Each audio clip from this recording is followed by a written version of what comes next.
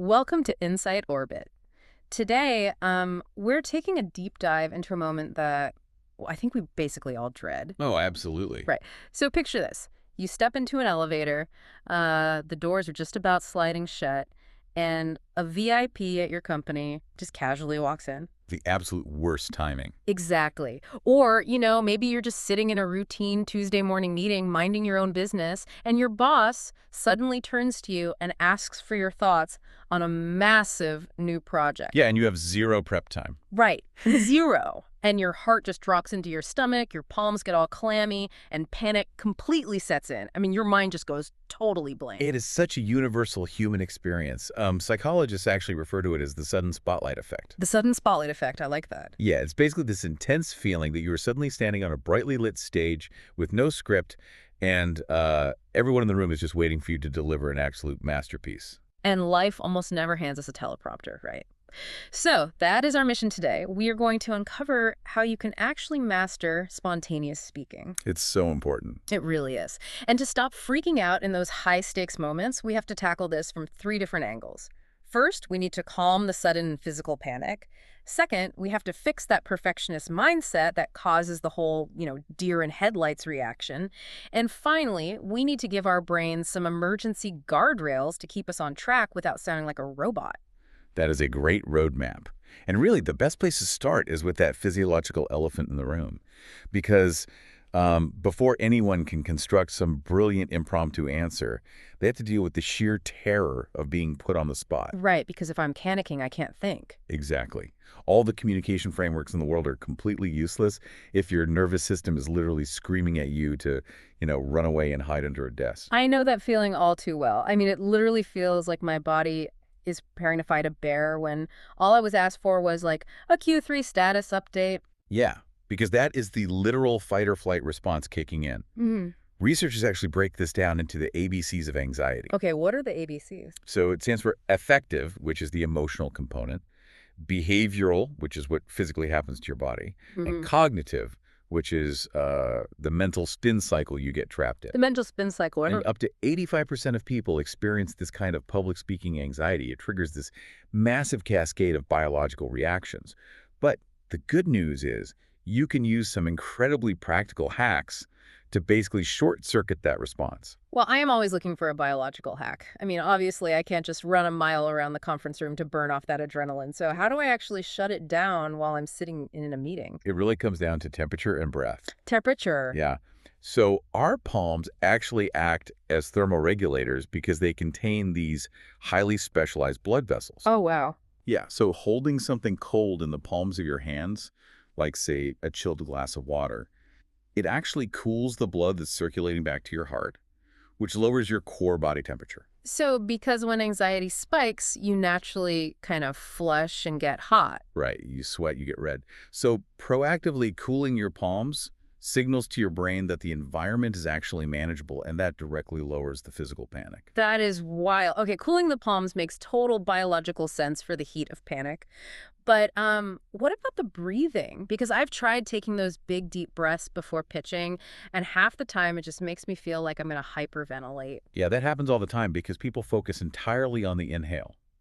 And taking a massive inhale actually increases your heart rate. Wait, really? The inhale speeds it up. It does. The vital tool here is the deep belly breath, but with a very specific rhythm. You have to make your exhale twice as long as your inhale. Okay, so long exhales. Yes. That extended exhalation is the physical switch that activates your vagus nerve. And the vagus nerve then signals your parasympathetic nervous system, which Which is like the body's relaxation engine. exactly, it forcefully tells your heart rate to slow down. Okay, let's unpack this. So a slow, extended exhale actually forces the heart to hit the brakes. That handles the heart rate. But what if I'm dealing with the shakes? Ah, the shakes. Hmm. So the shakes are just unspent adrenaline that is desperately trying to move you from a perceived threat to safety. It wants me to run away. Right. So you can actually burn that off by making big, purposeful movements. So instead of just nervously pacing or, clicking a pen under the desk, make a broad, deliberate hand gesture when you make your very first point. So just gesture broadly. Yeah, it gives the adrenaline somewhere productive to go. I love that. Okay, so we cool the palms, we double the length of the exhale, and we gesture broadly. But I mean, that mostly handles the B and the ABCs, right? The behavioral body stuff. The biggest total for me, honestly, is the C. Cognitive distress. Yes, the cognitive part. The voice in my head just screaming that I'm going to sound foolish or that everyone's staring at me. Judging yourself in the moment is hands down the most efficient way to sabotage your own ability to speak. I always kind of think of this using a computer analogy, like specifically cognitive load. Okay, I like that. So imagine your brain's working memory is the computer's CPU. If you have a dozen background apps open, like the I'm gonna fail app and the everyone is judging me app and the I should have prepped more app, your CPU just slows to an absolute And crawl. it freezes up. Exactly. You have zero bandwidth left to actually formulate words and run the main program, which is simply talking to the person standing right in front of you. That is a perfect analogy. You're completely draining your cognitive resources before you even open your mouth. So to force all those background apps to close, you have to drag your brain violently into the present moment. Violently into the present. How do we do that? Well, one highly effective, albeit kind of strange fix for this, is repeating complex tongue twisters right before a speaking situation. Wait, tongue twisters. I have to admit, standing outside a boardroom whispering, she sells seashells by the seashore, sounds a bit ridiculous. Why does that actually work? It does sound silly, but the mechanism is totally rooted in how our working memory functions. So like you said with the CPU, your working memory acts like a temporary scratch pad, and it only has so much space. Right. When you force it to process the really complex phonetic sequencing of a tongue twister, there simply isn't enough room left on that scratch pad to also process your future-oriented social anxiety. Oh, so I can't physically worry about the pitch and say the tongue twister at the same time? Exactly. You simply cannot worry about the future consequences of your speech while simultaneously trying to articulate a really complex string of syllables. You are artificially crowding out the panic. And as a bonus, it physically warms up your vocal cords. That is brilliant. Okay, so the body is calm, and we've tricked the brain into the present moment with a tongue twister. But it feels like that physical panic usually starts because of a much deeper mental trap. We freeze up because we feel this desperate, overwhelming need to be perfect. Yes, and that need for perfection is exactly what we have to dismantle. Matt Abrahams, who is a communication expert at Stanford, tells his MBA students something on the first day of class that totally shocks them. What does he tell them? He tells them to strive for mediocrity. Strive for mediocrity. Wait, I hear what you're saying about being authentic, but dull or mediocre feels like dangerous advice. It goes against everything we're taught. Yeah. If I'm pitching a startup, investors are looking for a visionary, right? Not someone who is actively striving to be average. How do we reconcile mediocre with being persuasive? Won't I just put everyone in the room to sleep? I know, it sounds like terrible advice until we actually unpack what mediocrity means in this specific context. It actually stems from a core philosophy in improvisational theater, which is dare to be dull. Dare to be dull. Right. Because when we set greatness or perfection as our goal in a spontaneous speaking moment, we start over-evaluating every single word before we even say it. We try to stockpile possible answers, or we rely on this cliche, robotic corporate jargon just to sound smart. Oh, I totally do that. I reach for the buzzwords. We all do. Yeah. But all that pre-evaluation requires immense cognitive effort, and it pulls us entirely out of the room.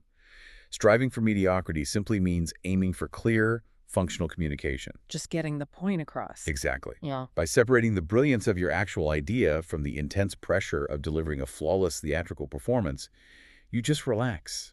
Your authentic personality comes out, and ironically, you end up becoming far more engaging than if you tried to be perfect. That makes a ton of sense. It actually reminds me of the cathedral versus bricks analogy. Oh, I love that one. Yeah, so when we get put on the spot, we feel this immense pressure to instantly construct this magnificent, towering cathedral of rhetoric right out of thin air. Right, a total masterpiece. But a magnificent cathedral is really just made of basic, dull bricks. In spontaneous speaking, your only job is just to lay one useful brick at a time. Like, just answer the question directly, give the status update, lay the brick. And laying one brick at a time achieves the ultimate goal here, which is connection over perfection. The audience doesn't actually want to see a flawless, robotic performance. They really just want to interact with a human being. Letting go of getting it perfectly right opens the door to genuinely connecting with the people right in front of you. Which fundamentally shifts how we view these unexpected interactions, doesn't it? Because when we drop that heavy armor of perfection, we actually have the bandwidth to see our audience. Instead of seeing them as a threat, we might start seeing them as an opportunity. And that threat perception is incredibly common. When that fight or flight response is lingering in the background, we tend to view Q&A sessions or just sudden requests for feedback as highly adversarial. Like they're out to get us. Exactly. It becomes me versus them. We physically shrink down, our posture closes off, and we give these very curt, defensive answers. Right, we act like we're under cross-examination in a courtroom. But adopting another concept from improv, the yes and mindset, changes that dynamic entirely. Yes, and. Yes means accepting the reality of the situation or the premise of the question being asked. It means you add your own value or perspective to it. I remember a fantastic story about this. There was this writer who was pitching a TV show idea, and right in the middle of the pitch, a network executive just aggressively challenged him and asked, "Tell me why this isn't just a sci-fi story." Oh, that's a tough spot. It is. And the writer could have easily gotten super defensive. He could have argued, no, you're missing the whole point. It's a grounded family drama. But instead, he applied that yes and mindset. He didn't fight the premise. Right. He leaned completely into it. He explored the executive's question on the fly, openly asking himself and the executive why the concept felt like sci-fi. And by doing that, they actually uncovered a much deeper, far more interesting creative direction for the show together. That's a perfect example. Yeah. He turned a perceived threat into a true collaboration. But I imagine it takes a lot of practice to stop seeing challenges as threats, right? Improv training seems to be uniquely suited for this. It really is. Studies show that engaging in just 20 minutes of improv games can significantly increase a person's uncertainty tolerance. Yeah, uncertainty tolerance. Yeah, it's our psychological ability to handle not knowing what comes next without totally panicking. It essentially trains your brain over time to realize that you don't need a pre-written script to actually survive a social interaction. Here's where it gets really interesting, though. There is another improv maxim that seems incredibly relevant, which is, don't just do something, stand there. Right, the exact reverse of what we normally say. Exactly. But I'm curious how we apply this when the audience isn't just asking a tough question, but is actively hostile. How do you handle genuinely aggressive questions without either freezing up completely or just aggressively fighting back? That specific scenario is where a framework called pace, space, grace becomes absolutely invaluable. Pace, space, and grace. Right. Because when you're hit with a hostile question, your biological instinct is to rush in and defend your territory immediately. Instead, first, pace. Actively slow your breathing and your speaking speed down. Okay, pace yourself. Then space. Give yourself the physical and mental room to actually process what's happening. Take a beat. And finally, grace. Grant yourself the grace to not have a perfect, brilliant answer instantly. And importantly, grant the questioner the grace of assuming positive intent, even if they are literally yelling. Assuming positive intent when someone is attacking my project sounds incredibly difficult. How do you practically execute that in the heat of the moment? You do it by paraphrasing their hostile question to validate their underlying emotion. Give me an example of that. So for instance, you say, I hear you have a lot of passion about the pricing of this new product. Oh, wow. So you aren't agreeing that the price is bad. Exactly. You are just validating their frustration. When someone is hostile, their amygdala has totally hijacked their brain. They were in full fight mode. If you argue back, you just confirm that you are a threat. But if you validate their emotion, you signal safety. Which calms them down. Right. It allows their rational brain, their prefrontal cortex, to actually come back online. The hostility naturally deflates. And then from there, you can reframe the question to something collaborative. The vital thing to remember here is that a hostile audience member is often your most engaged listener. That's a great way to look at it. They care enough to challenge you, and if you redirect that energy, they can genuinely become your biggest champion. But that requires an incredible amount of listening on our part, and not just, waiting for your turn to talk. It turns out science says we usually listen entirely wrong. We do. Most of the time, we engage in what is called competitive listening. Competitive listening. Yeah. We listen just long enough to capture the basic gist of what the other person is saying, and then our brain immediately checks out of the conversation to start crafting our own brilliant response. We basically stop listening to them and we start listening to our own internal monologue. Active listening is the alternative, right? That means listening with your whole body, not just your ears. We have to notice their posture, their tone of voice, their eye contact, the actual context behind the words. Exactly. Like, imagine a colleague walks out of a meeting, they're looking down at their shoes, their shoulders are slumped, their voice is really quiet, and they ask you, "Hey, how did that go?"